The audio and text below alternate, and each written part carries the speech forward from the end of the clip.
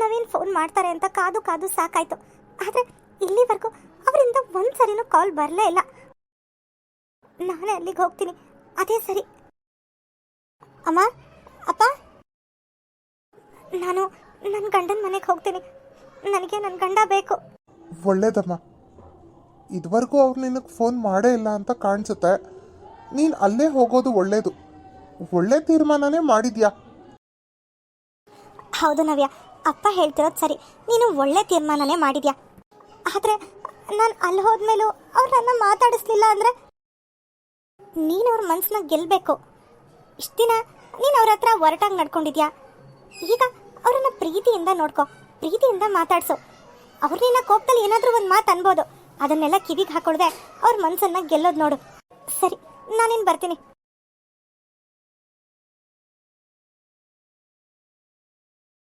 ಮಾವ, ಹೇಗಿದ್ದೀರಾ? ನೀನಿಲ್ಲಿರ್ಲಿಲ್ವಲ್ಲ, ನಾವೆಲ್ಲರೂ ನೆಮ್ಮದಿಯಾಗಿ ಚೆನ್ನಾಗೇ ಇದ್ದೀವಿ. ನನಗೆ ಗೊತ್ತು ಮಾವ, ನಿಮಗೆ ನನ್ನಿಂದ ತುಂಬಾ ಬೇಜಾರಾಗಿದೆ, ನೋವಾಗಿದೆ. ಅದಕ್ಕೆ ಹೀಗೆಲ್ಲ ಮಾತಾಡ್ತಿದ್ದೀರಾ.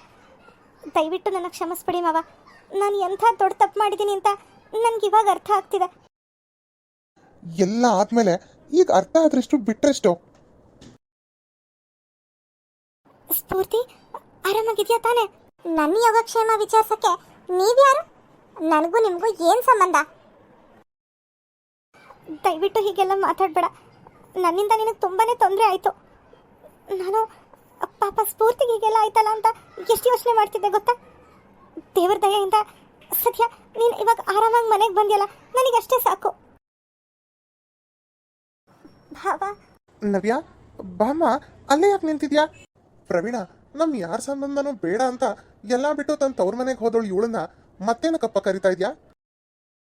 ಅಪ್ಪ, ಯಾರು ಬೇಕು ಅಂತ ತಪ್ಪು ಮಾಡಲ್ಲ, ಸಂದರ್ಭ ಅವ್ರನ್ನ ಹಾಗೆ ಮಾಡ್ಸಿರುತ್ತೆ ಅಷ್ಟೆ. ಈಗ ನವ್ಯಂಗೆ ತನ್ನಿಂದ ದೊಡ್ಡ ತಪ್ಪಾಗಿದೆ ಅನ್ನೋದು ಅರ್ಥ ಆಗಿದೆ. ಅದಕ್ಕೆ ಅವಳು ಇಲ್ಲಿರ್ಬೇಕು ಅಂತ ಬಂದಿದ್ದಾಳೆ. ನಾವು ಅದಕ್ಕೆ ಒಂದು ಅವಕಾಶ ಮಾಡ್ಕೊಡ್ಬೇಕಲ್ವಾ? ಭಾವ, ಪುಷ್ಪಕ್ಕ ಅತ್ತೆಯಲ್ಲಿ? ಅವರಿಬ್ರು ದೇವಸ್ಥಾನಕ್ಕೆ ಹೋಗಿದ್ದಾರೆ. ಇವರು? ನವೀನ್ ಇನ್ನೂ ಮಲಗಿದ್ದಾನೆ. ಭಾವ, ನಾನು ಇವ್ರನ್ನ ನೋಡ್ಬೇಕು. ನಾನು ಒಳಗಡೆ ಹೋಗ್ಲಾ? ನವ್ಯ, ಯಾಕೆ ರೀತಿ ಕೇಳ್ತಿದ್ಯಾ? ನೀನು ನವೀನನ್ ಹೆಂಡತಿ, ಹೋಗು. ಆದ್ರೆ ಅವನು ನಿನ್ ಗಂಡ, ಇದು ನಿನ್ ಮನೆ, ನಾವೆಲ್ಲ ನಿಮ್ಮವರು ಅನ್ನೋ ಭಾವನೆ ಇದ್ರೆ ಮಾತ್ರ ನೀನ್ ಒಳಗಡೆ ಹೋಗ್ಬೋದು. ಏನೋ ಇದು, ನೀನ್ ಏನ್ ಮಾಡಕ್ ಹೊರಟಿದ್ಯಾ? ಅಪ್ಪ, ನವೀನ್ಗೆ ನವೀನ್ ಕಂಡ್ರೆ ತುಂಬಾ ಪ್ರೀತಿ ಇದೆ. ಆದ್ರೆ ಅವಳು ಮಾಡಿರೋ ಕೆಲ್ಸದಿಂದ ಅವನಿಗೆ ಕೋಪ ಬಂದಿದೆ ಅಷ್ಟೆ. ನೀನೇ ಯೋಚನೆ ಮಾಡಿ ನೋಡು. ನವ್ಯ ಅಪಾಯದಲ್ಲಿದ್ದಾಳೆ ಅಂದ ತಕ್ಷಣ ಪಾಪ ಅವನು ಎಷ್ಟು ಸಂಕಟಪಟ್ಟ, ಎಷ್ಟು ಒದ್ದಾಡ್ದ. ಯಾಕೆ ಹೇಳು? ಎಷ್ಟೇ ಆದರೂ ಅವಳು ಅವನ ಹೆಂಡತಿ. ಈಗಲಾದರೂ ಅವನ ಸಂಸಾರ ಸರಿ ಹೋಗ್ಲಿ. ನನಗೇನೋ ನಂಬಿಕೆ ಇಲ್ಲ ಕಣ. ಇವಳು ಈ ರೀತಿ ಎಲ್ಲ ಆಡಿದ್ರೆ ಅವನಿಗಿನ್ನೂ ನೆಮ್ಮದಿನೇ ಇರಲ್ಲ. ಹೌದು, ಅಪ್ಪ ಹೇಳ್ತಿರೋದು ಸರಿ. ಸ್ಫೂರ್ತಿ, ಈ ವಿಚಾರದಲ್ಲಿ ನೀನು ತಲೆ ಹಾಕ್ಬೇಡ. ಚಿಕ್ಕವ್ರು ಹೇಗಿರ್ಬೇಕೋ ಹಾಗಿರ್ಬೇಕು. ನಿಂದೆಷ್ಟು ಕೆಲಸ ಇದೆ ಅಷ್ಟು ನೋಡ್ಕೊ. ದೊಡ್ಡವ್ರ ವಿಚಾರಕ್ಕೆ ನೀನು ಯಾಕೆ ಬರ್ತೀಯಾ? ಎಲ್ಲ ಸರಿ ಹೋಗುತ್ತೆ ಅಪ್ಪ, ನೀವು ಆರಾಮಾಗಿರಿ. ನಾನಾಗಿ ಇವ್ರನ್ನ ಎಬ್ಸೋದು ಬೇಡ. ಮೊದಲೇ ನನ್ನ ಮೇಲೆ ತುಂಬಾ ಕೋಪ ಇದೆ ಇವ್ರಿಗೆ. ಅವರಾಗಿ ನಿದ್ದೆಯಿಂದ ಹೇಳಿ ಅಲ್ಲಿವರೆಗೂ ಇಲ್ಲೇ ಕಾಯೋಣ. ಸ್ವಲ್ಪ ಹೊತ್ತಾದ್ಮೇಲೆ ನವೀನ್ಗೆ ಎಚ್ಚರಿಕೆ ಆಗುತ್ತೆ. ಅಲ್ಲಿವರೆಗೂ ನವ್ಯ ಅಲ್ಲೇ ಕಾಯ್ತಾ ನಿಂತಿರ್ತಾಳೆ. ನೀನ್ ಯಾಕೆ ಬಂದ ಇಲ್ಲಿಗೆ? ಬೆಳಗ್ಗೆ ಬೆಳಗ್ಗೆನೆ ನಿನ್ ಕೆಟ್ಟ ಮುಖನ ನನಗೆ ತೋರಿಸ್ಬೇಡ. ನಡಿ ಇಲ್ಲಿಂದ. ನವೀನ್, ದಯವಿಟ್ಟು ಕೂಗಾಡ್ಬೇಡಿ, ನನ್ನ ಮಾತು ಕೇಳಿ. ಅಮ್ಮ ತಾಯಿ, ನಿನ್ನ ಮಾತು ಕೇಳಿದ್ದಕ್ಕೆ ನನ್ನ ಜೀವನನ ಎಲ್ಲಿವರೆಗೂ ತಂದಿಟ್ಟಿದ್ಯಾ ನೋಡು. ದಯವಿಟ್ಟು ಇಲ್ಲಿಂದ ಹೊಟ್ಟೋಗು. ಪ್ಲೀಸ್ ಪ್ಲೀಸ್ ನವೀನ್, ಹಾಗನ್ಬೇಡಿ. ನಿಮ್ಮನ್ನು ಬಿಟ್ಟು ಬದುಕೋ ಶಕ್ತಿ ನನಗಿಲ್ಲ. ಓ, ಈಗ ಇದ್ಯಾವ ಥರ ಡ್ರಾಮಾ ನೋಡು. ನೀನು ಎಷ್ಟೇ ಹತ್ತು ಕರೆದ್ರು ನಾನು ಮಾತ್ರ ಕರಗಲ್ಲ, ಅದನ್ನು ತಿಳ್ಕೊಂಬಿಡು. ನವೀನ್, ಛೇ, ಇದೇ ರೂಮಲ್ಲಿ ನವೀನ್ ನನ್ನ ಎಷ್ಟು ಪ್ರೀತಿಯಿಂದ ಮಾತಾಡಿಸ್ತಿದ್ರು. ನಾನೇ ಆಗ ಈ ರೂಮ್ ಚೆನ್ನಾಗಿಲ್ಲ, ಹಾಗೆ ಹೀಗೆ ಅಂತ ಏನೇನೋ ಹೇಳಿ ಅವರನ್ನ ದೂರ ತಳ್ತಿದ್ದೆ. ಈಗ ನಾನಾಗೆ ಹತ್ರ ಬಂದರು ಅವ್ರು ನನ್ನಿಂದ ದೂರ ಹೋಗ್ತಾ ಇದ್ದಾರೆ. ಅವಳು ಯಾಕೆ ಇಲ್ಲಿಗೆ ಬಂದಿದ್ದಾಳೆ? ಅವಳನ್ನು ಯಾರು ಇಲ್ಲಿಗೆ ಬರಕ್ಕೆ ಹೇಳಿದ್ದು?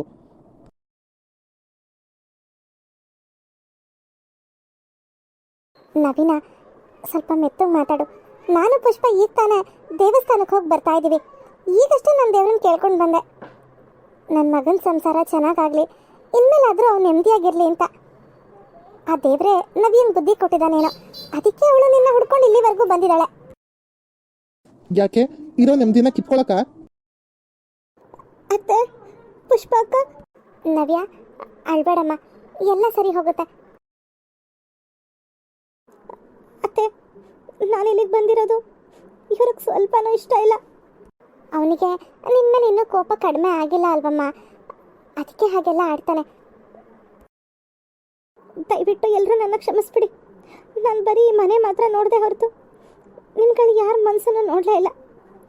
ನಮ್ಮಪ್ಪ ಅಮ್ಮ ಇಲ್ಲಿ ಕಳ್ಸೋಕೆ ಮುಂಚೆನೇ ಹೇಳಿದರು, ಯಾರ ಮನಸ್ಸು ನೋಯಿಸ್ಬೇಡ, ಎಲ್ರಿಗೂ ಹೊಂದಾಣಿಕೆ ಮಾಡ್ಕೊಂಡಿರು ಅಂತ. ಆದರೆ ನನ್ನ ಬುದ್ಧಿಗೆ ಅದು ಏನಾಗಿತ್ತು ಅಂತ ಗೊತ್ತಿಲ್ಲ, ಇಷ್ಟೆಲ್ಲ ಆಗೋಯ್ತು. ಎಲ್ಲರೂ ದಯವಿಟ್ಟು ನನ್ನ ಕ್ಷಮಿಸ್ಬಿಡಿ. ನವ್ಯ, ನಿನ್ನ ಕ್ಷಮಿಸ್ಬೇಕಾದ್ದು ನವೀನ್. ಅವನ ಹತ್ರ ಹೋಗಿ ಕ್ಷಮೆ ಕೇಳು. ಅಕ್ಕ, ಅವ್ರು ನನ್ನ ಮುಖನೂ ನೋಡೋಕೆ ಇಷ್ಟಪಡ್ತಿಲ್ಲ.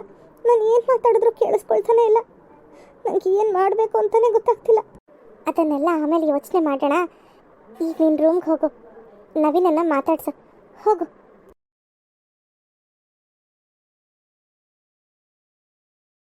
ರೀ, ದಯವಿಟ್ಟು ನನ್ನ ಕ್ಷಮಿಸ್ಬಿಡಿ.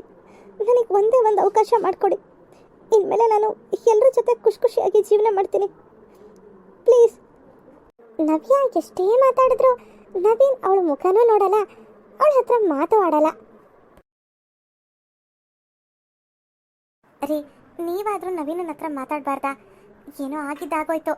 ಇದು ಒಂದ್ಸರಿ ಅವಳನ್ನ ಕ್ಷಮಿಸ್ಬಿಡು, ಅವಳಿಗೆ ಮತ್ತೆ ಒಂದು ಅವಕಾಶ ಕೊಡು ಅಂತ. ನಾನು ಅವನಿಗೆ 1000 ಸರಿ ಹೇಳಿದ್ದೀನಿ. ಇಲ್ಲ ಅಣ್ಣ, ನಾನಂತ ಅವಳನ್ನ ಹೆಂಡತಿ ಅಂತ ಒಪ್ಕೊಳ್ಳಲ್ಲ ಅಂತಾನೆ. ನಾನು ಏನು ಮಾಡಲಿ? ನನಗನ್ಸುತ್ತೆ ನವ್ಯ ನಿಜವಾಗ್ಲೂ ಬದಲಾಗಿದ್ದಾಳೆ ಅಂತ. ಹೌದು, ನನಗೂ ಹಾಗೆ ಅನ್ನಿಸ್ತಿದೆ.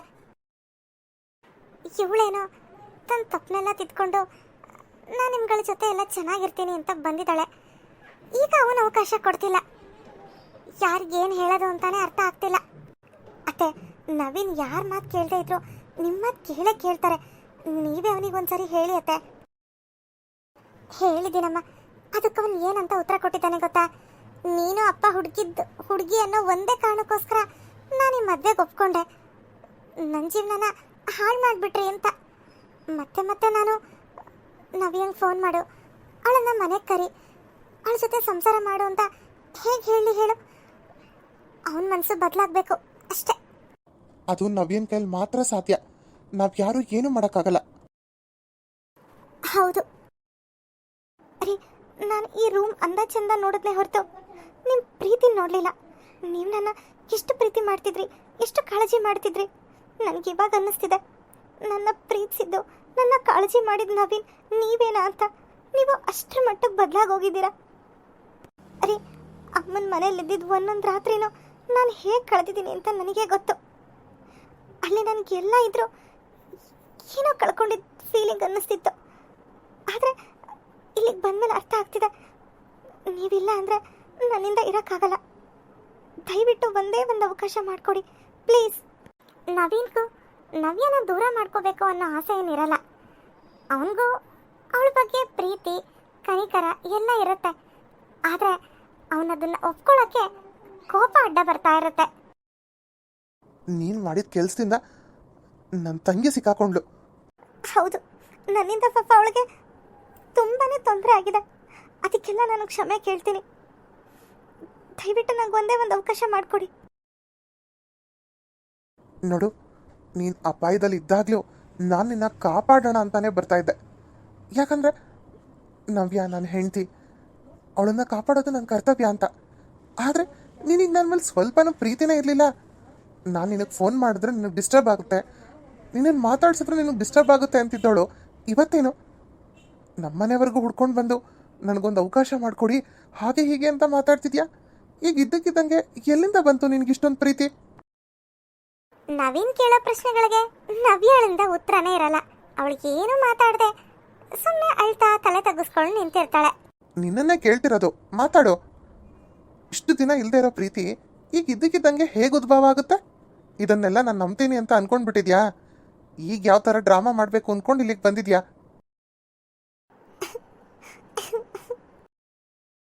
ನವ್ಯ ಹತ್ಕೊಂಡು ರೂಮಿಂದ ಆಚೆ ಬಂದ್ಬಿಡ್ತಾಳೆ. ಹೆತ್ತಪ್ಪ ಅಮ್ಮನ ಮಾತನ್ನೇ ಕೇಳದೆ ಇರೋ ಇವಳು ನಮ್ಮ ಜೊತೆ ನೆಟ್ಗಿರ್ತಾಳೆ ಅಂತ ಏನು ಗ್ಯಾರಂಟಿ? ನವೀನ್ ನವ್ಯ ಜೊತೆ ಚೆನ್ನಾಗಿರಕ್ಕೆ ಪ್ರಯತ್ನ ಪಡ್ತಾನ. ನವ್ಯ ತನ್ನ ಗಂಡನ ಮನಸ್ಸನ್ನ ಒಲಿಸ್ಕೊಳ್ಳೋಕ್ಕೆ ಏನೆಲ್ಲ ಪ್ರಯತ್ನ ಪಡ್ತಾಳೆ, ಮುಂದೇನಾಗುತ್ತೆ ಅನ್ನೋದನ್ನ ನೆಕ್ಸ್ಟ್ ಎಪಿಸೋಡ್ನಲ್ಲಿ ನೋಡೋಣ. ಈ ಎಪಿಸೋಡ್ ನಿಮಗೆ ಸ್ವಲ್ಪನಾದರೂ ಇಷ್ಟ ಆಗಿದ್ರೆ ಪ್ಲೀಸ್ ನಮ್ಮ ಚಾನಲ್ನ ಸಬ್ಸ್ಕ್ರೈಬ್ ಮಾಡಿ, ಹಾಗೆ ಲೈಕ್ ಮಾಡಿ, ಶೇರ್ ಮಾಡಿ, ಕಮೆಂಟ್ ಮಾಡಿ. ಇನ್ನೂ ಯಾರು ಸಬ್ಸ್ಕ್ರೈಬ್ ಮಾಡ್ಕೊಳ್ದೆ ನಮ್ಮ ಚಾನಲ್ನ ನೋಡ್ತಾ ಇದ್ದೀರಾ ಅವರೆಲ್ಲರೂ ಪ್ಲೀಸ್ ಸಬ್ಸ್ಕ್ರೈಬ್ ಮಾಡ್ಕೊಳ್ಳಿ ಅಂತ ಹೇಳ್ತಾ ಇಂದಿನ ಎಪಿಸೋಡ್ನ ಮುಗಿಸ್ತಾ ಇದ್ದೀನಿ. ನೆಕ್ಸ್ಟ್ ಎಪಿಸೋಡ್ನಲ್ಲಿ ಸಿಗೋಣ. Bye friends.